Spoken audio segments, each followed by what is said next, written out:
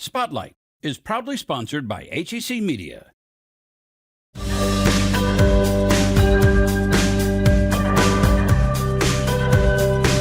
Today on Spotlight, 314 Day is this week. We'll celebrate what makes the STL unique, like this memorial that's considered St. Louis's Taj Mahal. Plus, why a home in the Tower Grove neighborhood is getting lots of attention on social media. And then a monthly magazine all about high school life in our city. But first, 314 Day is officially on Thursday. Why the celebrating doesn't just happen in St. Louis. It's Sunday and you're watching the multiple Emmy Award-winning Spotlight. Singing loud, I'm from the Lou and I'm proud. It's a statement that most St. Louisans highly agree with. From where you went to high school, Beaumont High School, Blue Jackets, nothing else. Beaumont Blue Jackets. The school ain't there no more, but we still rep it. to your favorite pizza. Emo's is there for sure. That's a staple. There are just some things that are very St. Louis. So these two gentlemen decided to make a day of it. March 14th every year. The third month, the 14th day, put it together, 314 Day. 314 Day was created by Tatum Polk and Terrell Dip Evans. It's like, what could we do in March? I'm like, man, how they gonna just give the presidents a day? Like, okay, could we have us our own day? And I just so happened to be in March, saying March 14th, and it just hit like, poof. 18 years later, 314 Day has become a way to activate the entire city. It's kind of a great initiative to support local, shop local, educate local, that sort of thing, and also dive into the history of St. Louis. It's a great city, so we look at the nostalgia of where we were and where we're going. And no, there is not a 636 or 557 Day. It's also included in 314 Day. It's a region-wide celebration, and we're sorry that you guys didn't make it to the cell phone store to get the right number. I think they're out of those numbers now. It's like hard to get 314 Day numbers. I don't know. 314 Day is full of events and discounts. You can see them on their website, thestl.com/314day. 314 Day is as soon as you walk out of your house March 14th. It's going to be everywhere. Now, there are some key events that we host, and there's ones that we support all across the city.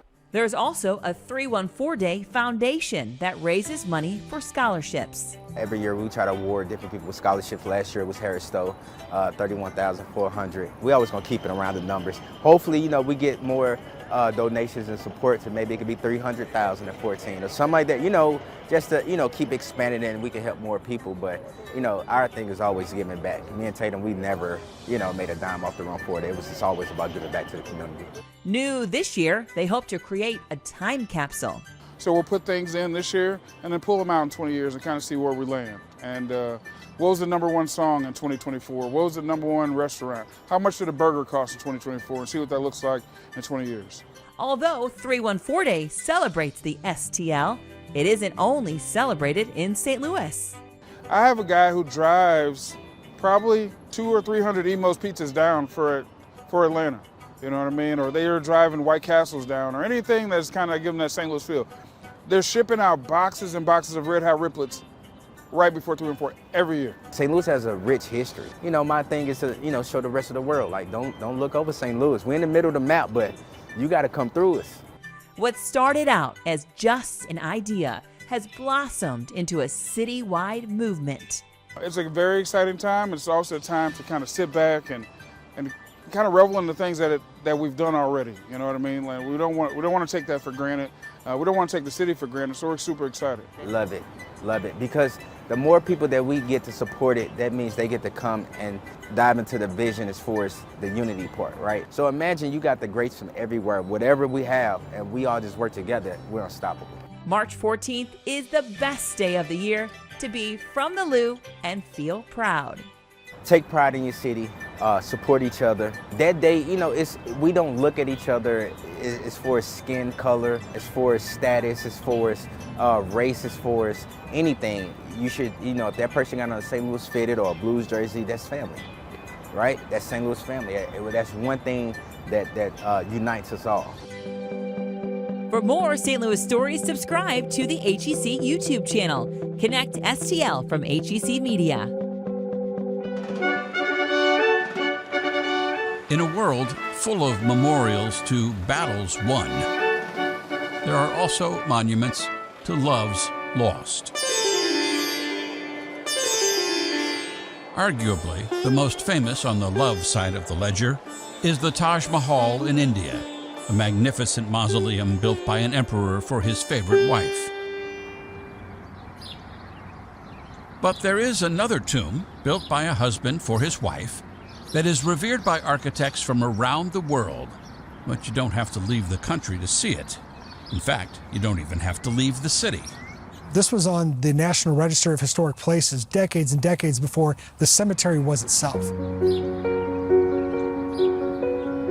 This impressive tomb in St. Louis's Bellefontaine Cemetery was commissioned in 1891 by a beer baron whose brand name is no longer familiar, but whose family name is still well known because of another famous structure he had built. The Wainwright Building in downtown St. Louis was commissioned in 1890 by Ellis Wainwright. But before it was finished, his wife Charlotte died suddenly at the age of 34. This limestone and marble tomb is how Ellis Wainwright chose to honor the memory of his great lost love. I used to teach art history, and art historians consider it possibly the most beautiful piece of tomb architecture in the United States. The Wainwright Mausoleum and the Wainwright Building have more in common than just the name. Both were designed by architect Louis Sullivan, considered the father of modernism, who also originated the maxim, form follows function. He has beautiful ornamentation, but it's the purity of form.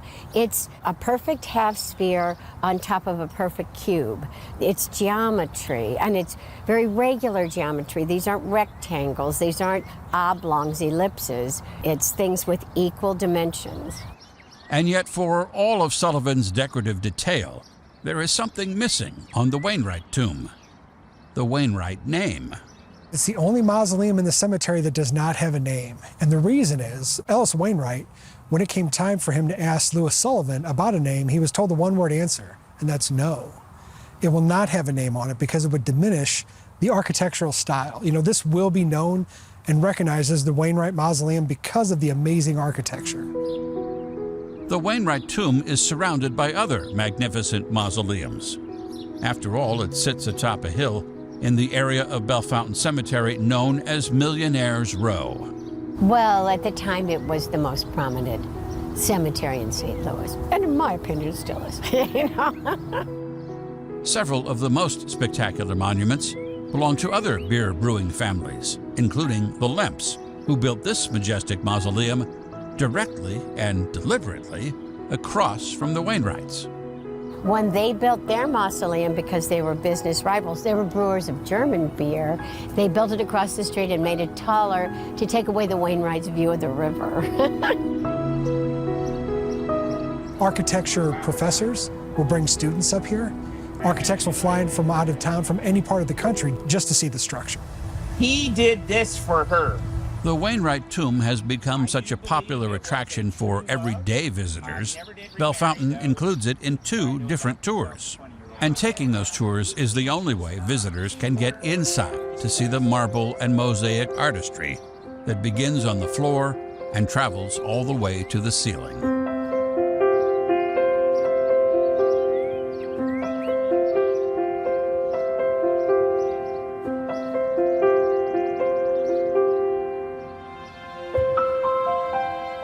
Ellis Wainwright died 33 years after Charlotte, and he's buried here too. And between her death and his, he led a remarkable life, as recounted in Carol Faring Shepley's book about the famous and infamous residents of Bellefontaine, with Ellis Wainwright falling into the scalawag column for alleged misdeeds on a scale big enough to land him in the pages of another book, Lincoln Steffen's famous exposé, The Shame of the Cities. He decided that he wanted the rights to the public transportation, the trolley line, and to get it, he signed a bribe for $135,000. Fortunately for him, when the indictments came down, he was traveling in Egypt. He came back to St. Louis when the chief witness died, and he said, "It's great to be back in the best town in the United States. And then he immediately decamped for Park Avenue in New York.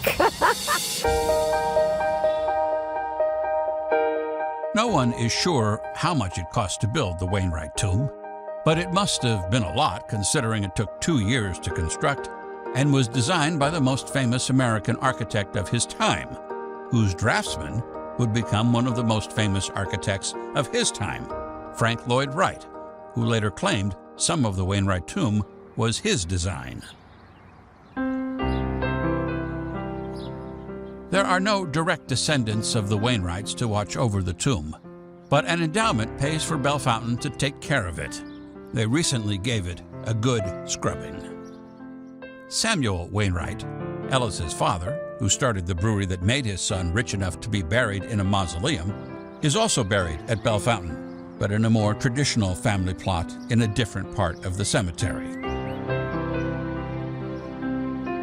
Ellis and Charlotte were the only Wainwrights to make it up the hill to Millionaire's Row, where despite their short lives together, they are united in splendor for eternity.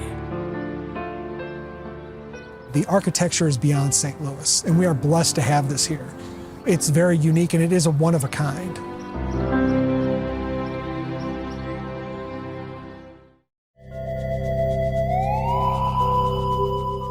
St. Louis is known for toasted ravioli, gooey butter cake, and Provel cheese, but there is one holiday favorite that few know was invented here: Reddi Whip. St. Louisan Aaron Bunny Lappin started injecting real whipped cream into lined spray cans in the 1940s. His invention created ease and extended shelf life for the post-war society. By 1951, annual sales had topped $7 million. The company he created to make aerosol valves, Clayton Corp, is still in business and now based in Fenton.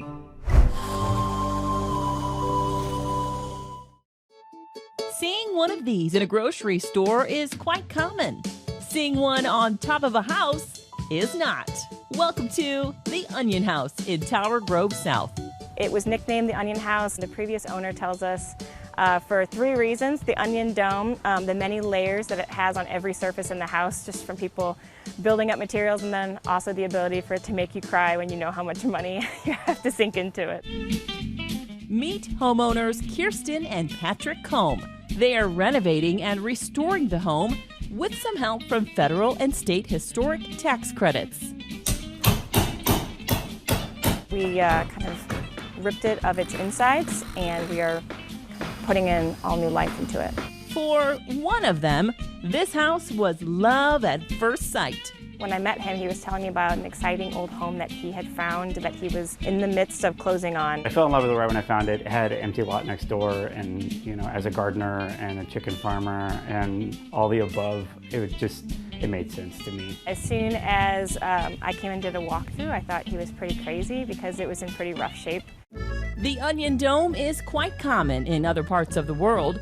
It's usually associated with Russian architectural style, but it's also used in churches in European countries like Germany. It was built in 1892 by a German cabinet maker that came here from Bremen, Germany, named Gebhard Ludwig, and he came with his family. They took the boat over from Germany, landed, found this lot, which was being sold by the Russell Coal Mines. The adjoining lot, which is actually empty right now and we own it, was the lot of his son, Leonhard. It stayed in their family for almost 50 years, and then the house actually started getting split up into 3, so from a mansion to apartments. Once it's complete, the house will be 7 bedrooms, 4.5 baths, and the rear building will be an Airbnb. The layout is extremely odd, so it's hard to figure out how they originally had it because we've got 3 staircases in different locations, a full basement, a full attic, 3rd floor. From the Ludwigs to the Combs, a new layer of history is starting to show through by transforming this old onion into one that's just a little sweeter.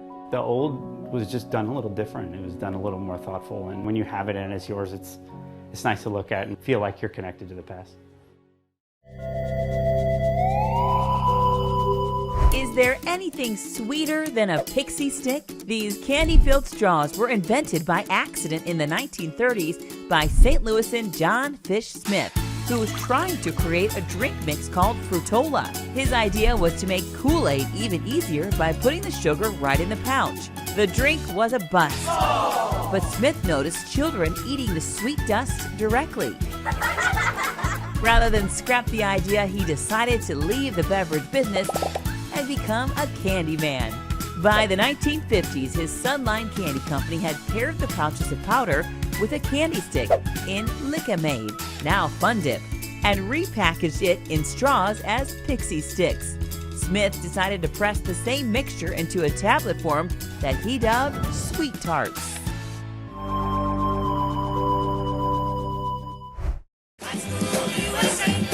It was one of those St. Louis things, a monthly magazine all about high school life, published from 1947 until 1973. That was St. Charles, Normandy, Riverview, St. Louis University, O'Fallon too. I remember I used to get my prom magazine at Sturgis Drugstore at Grand and Lafayette. Couldn't wait for it to come out, and often it was sold out. Despite the name, it covered much more than just proms.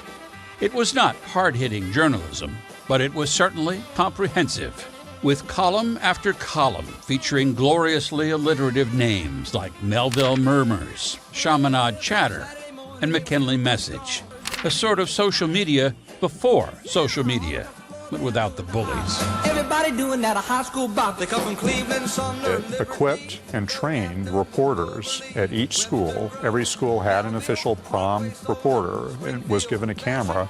That was the only way you could get a record of what was going on at dozens of high schools across St. Louis. And everybody wanted to be a snip, which means see name in prom. So they'd hound these reporters, put my name in the next article. And it came out every month. Prom magazine was started by Julian Miller II as a second career, after dabbling for years as a songwriter or in advertising, depending on who's telling the story. But advertising was definitely a big part of Prom magazine's story. It was a big commercial enterprise. You know, the 40s, 50s, America had discovered teenagers as a great market. So one of the things that you see in Prom magazine is the beginning of tailoring advertisements to the subject. Some local historians believe the high school question was born from curiosity inspired by reading Prom magazine. I don't know that you could prove it, but it certainly didn't seem to be that case before Prom magazine. It got to be more important because of Prom magazine, because of pulling all these people together. Despite the fact each issue cost only 10 cents, Julian Miller managed to keep the magazine profitable enough to stay in business for a long time. But by the 1970s, Prom magazine's 1950s sensibilities no longer made sense to most high school students. In 1973, Prom magazine folded. It really does look like an outtake from the Leave It to Beaver show to me sometimes, but it does seem to be generally a fond and excited and positive memory for most people. Thanks to a donation from the St. Louis Media History Foundation of a few back issues and lots of professional photos taken for Prom by Philip Hasser, the library now has almost every issue, digitized and available online, turning what was meant to be a throwaway magazine into a time capsule. This is a nostalgic city. Prom has been gone for 50 years. But still that memory lingers on into today, and it's a wonderful thing to have that no other city in the country has. It really did a lot of good and brought a lot of attention to high schools in St. Louis.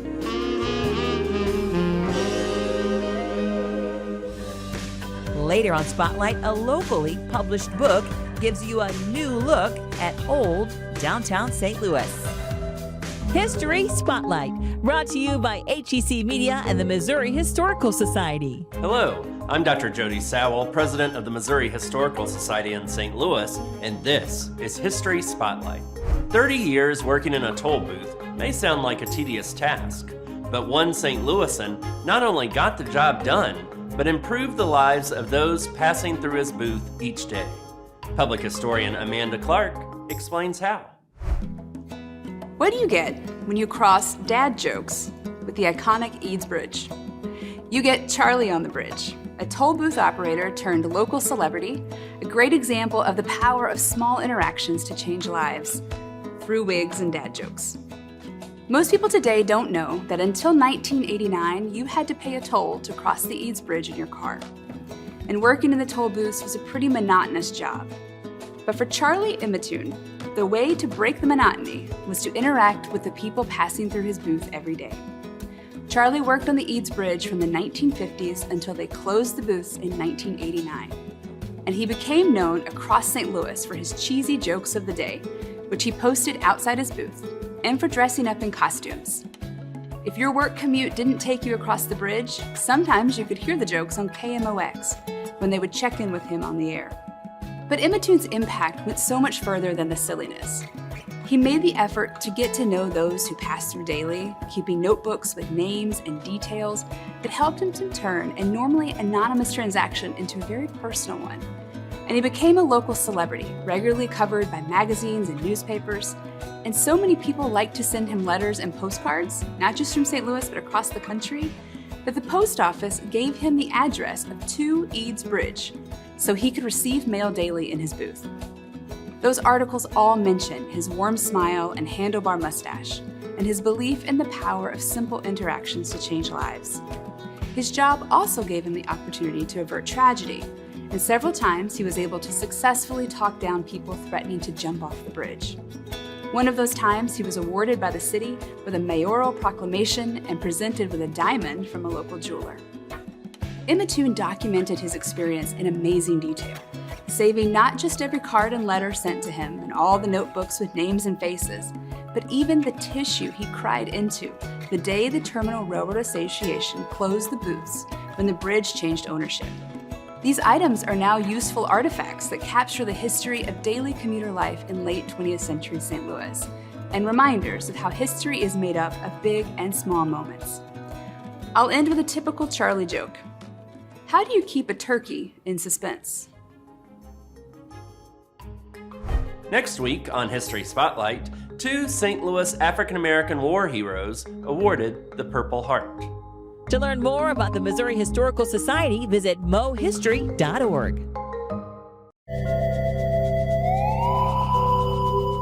One salty snack you may not realize is credited for being created in St. Louis, Chex Mix. The recipe was created by the Ralston Purina Company in the early 1950s to move boxes of cereal. The mixes were called Thrifty, easy to make, easy to keep on hand, and so good it became a perfect party snack while quickly becoming a holiday party favorite.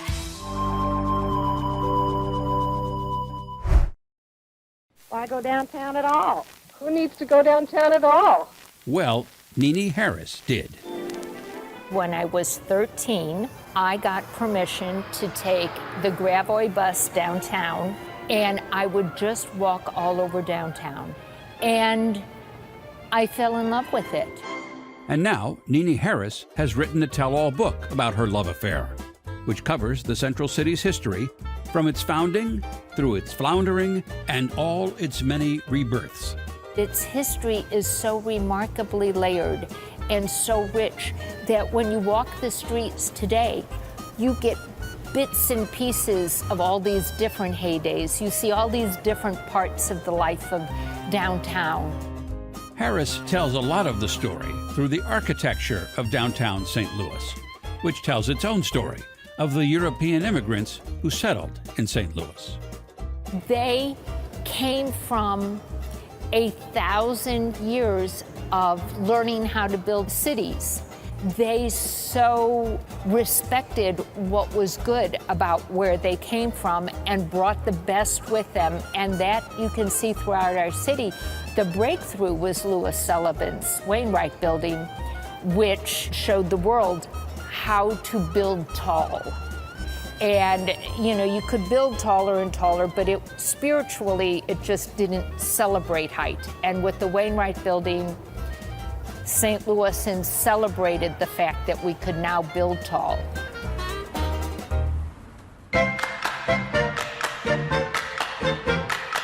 To Nene Harris, the story of downtown St. Louis is about much more than buildings.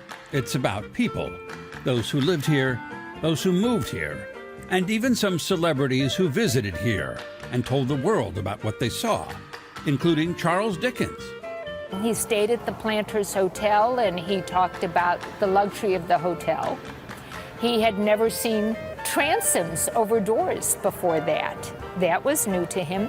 He talked about the old French section of the riverfront and how it already in the early 1840s when he visited here, it had an ancient feel, a sense of antiquity about it.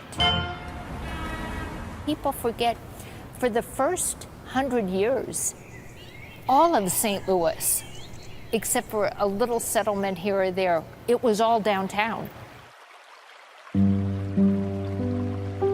The book also includes the story of the Great Fire of 1849 that destroyed a huge portion of downtown St. Louis. It started on a riverboat that then broke loose from its moorings. And the current pushed it against riverboat after riverboat until 23 riverboats were aflame, and then the fire spread to the riverbank. And 15 blocks of downtown St. Louis burned. Ultimately, the fire led to a rebuilding that improved the riverfront and began to push residential areas to the west, which led to the building of one of the city's first great neighborhoods, called Lucas Place. One of the things I'd like to encourage people to do is look through the book and don't read the captions under the architectural features and architectural photos. And people who really know downtown don't know where they came from. They can't recognize it. And the reason we can't recognize it is because our downtown has so much detail and so much beauty and so much entertainment to it that you can keep studying it and keep studying and keep walking these streets, and there will always be something that surprises you. Every generation of St. Louisans probably has had something they loved about downtown disappear in their lifetime. But we also tend to take for granted all the things that come along to animate new heydays in different parts of town. Thankfully, there are people who write it all down so we can see what we missed and what we still miss, even when it's right in front of us. It's almost an exotic place now, and the curiosity is so many people from other places are recognizing it before St. Louisans recognize it. So we need to wake up a little bit and see what's here, because it's a very exciting time. Next week, we'll search for Ireland's lost history on an archaeological dig. Plus, become a citizen scientist and help bees in our city. Thanks for watching Spotlight. Join us next Sunday at 9:30 a.m. on KPLR 11.